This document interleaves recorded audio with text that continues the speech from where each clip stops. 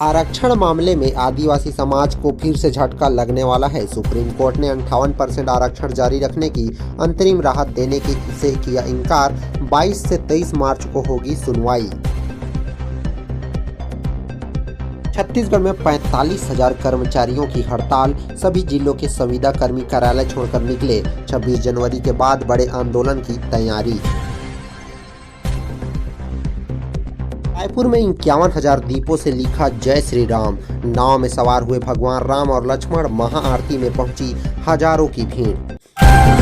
जय जोहार संगवारी हो, आप देख रहे हैं छत्तीसगढ़ प्रदेश। छत्तीसगढ़ प्रदेश की तमाम बड़ी खबर देखने के लिए हमारे चैनल को सब्सक्राइब कीजिए और बेल आइकन के बटन को प्रेस कीजिए।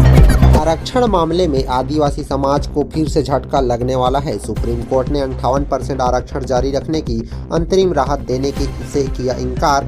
22 से 23 मार्च को होगी सुनवाई।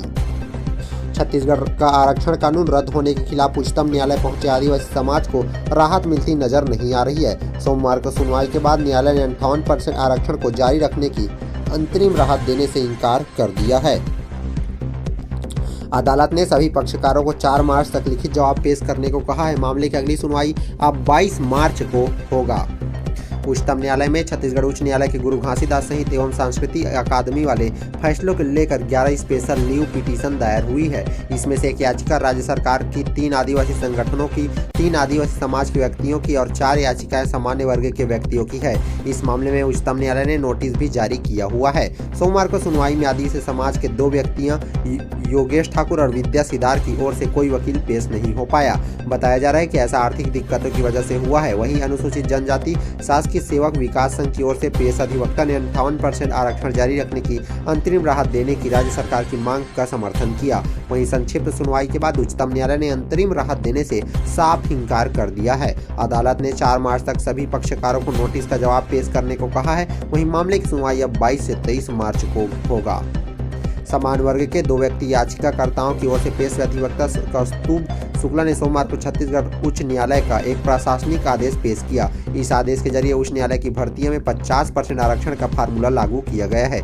यानी अनुसूचित जनजाति को 16%, अनुसूचित जनजाति को 20% और वहीं अन्य पिछड़ा वर्ग को 14% का आरक्षण दिया गया है। यह आरक्षण 2022 का वह अधिनियम लागू होने से पहले लागू था, जिसको उच्च न्यायालय ने असंवैधानिक बताकर रद्द कर दिया था।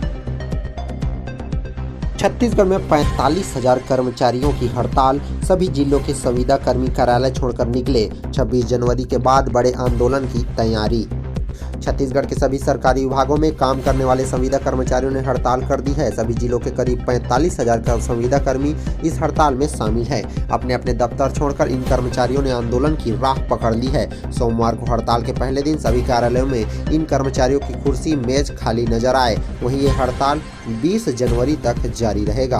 अपनी हड़ताल के पहले दिन कर्मचारियों ने कोल्हू का बैल बनाकर विरोध जताया है। वहीं कुछ कर्मचारियों ने बैल का मास्क लगाया और इन्हें प्रशासनिक अफसर हाँकते रहे। कर्मचारियों ने कहा कि तय काम के अलावा भी विभाग में कोल्हू के बैल की तरह इन्हें बहुत सारे काम थोप कर शोषित किया जाता है। इनका मेहनत ताना बढ़ाया भी नहीं जाता। वहीं कई डिपार्टमेंट में इनकी छटनी की गई है। दंतेवाड़ा में इसी तरह से कर्मचारियों ने छोटे नाटक को दिखाकर प्रोटेस्ट किया। कर्मचारियों ने छत्तीसगढ़ सर्व विभागीय संविदा कर्मचारी महासंघ के बैनर तले सामूहिक हड़ताल की है। इसकी सूचना और ज्ञापन अपने विभाग एवं जिला प्रशासन कर्मचारियों ने दे दी है।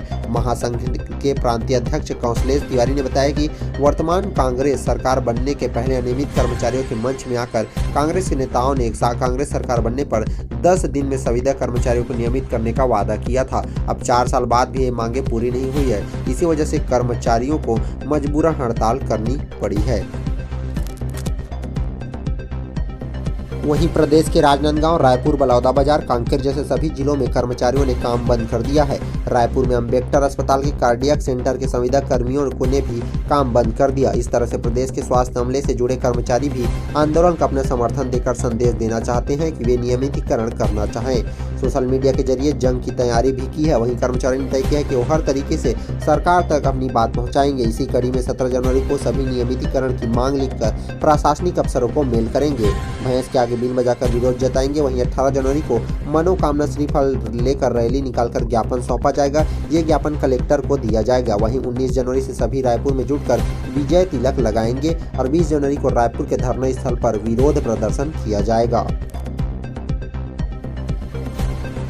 रायपुर में 51,000 दीपों से लिखा जय श्री राम। नाव में सवार हुए भगवान राम और लक्ष्मण, महाआरती में पहुंची हजारों की भीड़। रायपुर में 51,000 दियों से जय श्री राम लिखा गया है। यह नज़ारा खारून नदी में देखने को मिला। यहाँ महाआरती का आयोजन भी किया गया, वहीं जिसमें हजारों की संख्या में लोग शामिल हुए। वहीं भगवान राम और लक्ष्मण को नाव में सवार किया गया था। मकर संक्रांति के पर्व पर यह पूरा आयोजन महादेव घाट खारून नदी में किया गया। बड़े ही धूमधाम से संक्रांति मनाई गई। वहीं रविवार शाम से ही यहाँ भीड़ पहुँच गई थी, जिसने पहले भगवान शंकर के दर्शन किए, फिर भगवान के गानों की धुन में नाचते नजर आए। घाट में शनिवार को लाइटिंग भी की गई थी। यह आयोजन बजरंग दल और विश्व हिंदू परिषद की तरफ से किया गया था। दियों से इस तरह से घाट को सजाया गया था कि इसकी छवि नदी में भी देखने को मिल रही थी। इस अवसर पर बजरंग दल के विजेंद्र सोनी ने बताया कि इस महाआरती के आयोजन को लेकर लोगों में एक अच्छा खासा उत्साह दिखा। वहीं मकर संक्रांति के अवसर पर यह पहला आयोजन बहुत ही सफल रहा और विहिप हर साल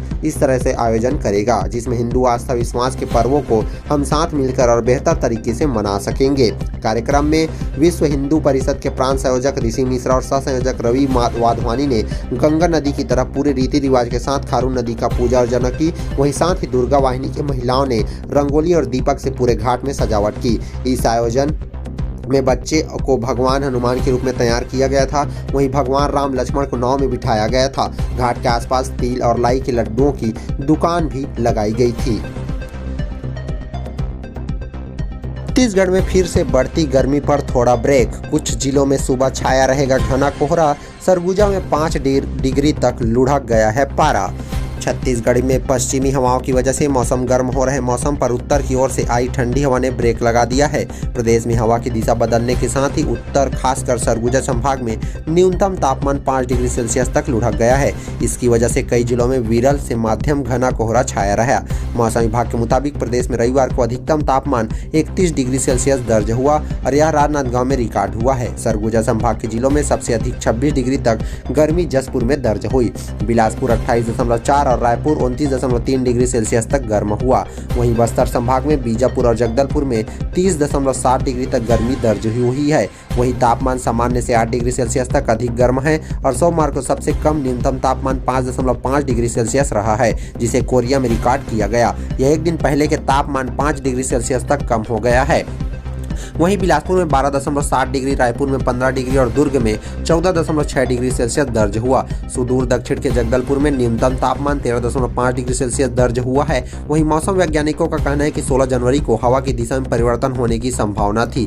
इसकी वजह से प्रदेश के न्यूनतम तापमानों में विशेष परिवर्तन होने की संभावना नहीं है। मौसम सूखा रहेगा, लेकिन सुबह सरगुजा संभाग के जिले तथा उससे लगे जिलों में विरल से मध्यम घना कोहरा फॉग छाने की प्रबल संभावना है। कोहरे में रहना होगा अधिक सावधान।